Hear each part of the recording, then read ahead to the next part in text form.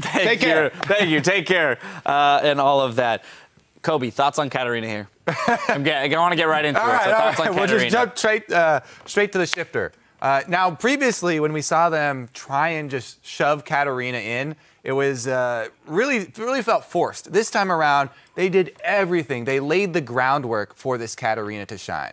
First of all, they're on red side. They save Katarina till later. They wait until Impulse have locked in. They have no point-and-click lockdown for Katarina. They have a couple of ways that they can sort of disengage. But already Dignitas have what you want. These crazy front line of Sion and Zach, who their whole job is to just jump in and create chaos. That's all Zach does. He jumps in from a very long range, bounces around in circles, gets everybody sort of low and split up, and Katarina can clean up very easily. You knew when you saw these team comps that they would win if it went late easily. And after seeing the very beginning of this game and the way the laning phase went, really felt like Dignitas had this one in the bag. And Zyrene, we've touched on already today the idea of these really tanky comps, these huge frontliners. Dignitas went with it, and it seems like more often than not, those compositions are coming out on top. Yeah, you really have to draft against them, right? Like a LeBlanc is not going to burst down a Sion and deal with a Zac at the same time that it has to blow up a Katarina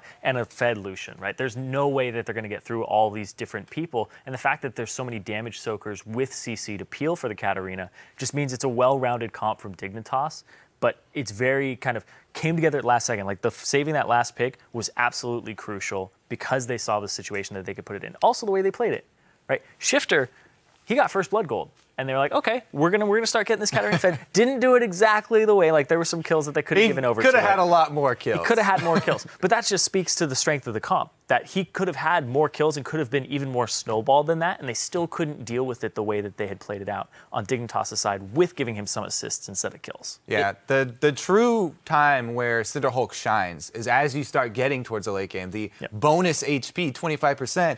Zach, with just purely from build, even though he's so far behind in CS, behind Rush, you know, Rek'Sai can jump around the map and farm really hard early. If the early game goes as it did, you know that they were going to get outscaled. Yeah, and you talked about CS there. Sion was up 100 CS. Gamsu up 100 CS over Impact. Sion doesn't even need Cinderhulk. He's got his own passive. He gets free health when he kills things. Well, and that's the thing with this new Cinderhulk patch, right? It seems to be a little bit of a detriment to Team Impulse, as Rush doesn't favor these tanky champions. They don't necessarily put tanky champions in the top lane either. We do see impact on Maokai occasionally, but Rumble, Morgana, like he doesn't necessarily favor a pick like Sion, and they were first pick. They had the ability to take the Sion or the Zac or take or they ban Sedge themselves, right, on blue side. They're banning away these big picks. So is this an adjustment they're going to need to make going into playoffs to actually be able to pick up these heavy frontline compositions? Or be able to have their AD carry pick up Kog'Maw, because I know he's a Kog'Maw player, right? You can just make a busty comp because they've played like Lulu top, Morgana top, then Lulu mid, Kog'Maw AD carry. Like if you can't run a tank comp yourself, just run tank busters and draft that way. Yeah, and then lastly, just wanted to point out, we finally got to see a Luden's Echo today. Yeah. We were a little worried we didn't get to see it. Not that it made much of a difference in the game, but it was at least fun to see. I do want to pull up the standings with only 5 games remaining for the spring split regular season. We're going to pull up those standings to set the stage for our final day of action. Now, locked into first place, it's Team Solo Mid. Then guaranteed a playoff berth, it's CLG in second, Cloud9 in third, and Team Impulse in fourth.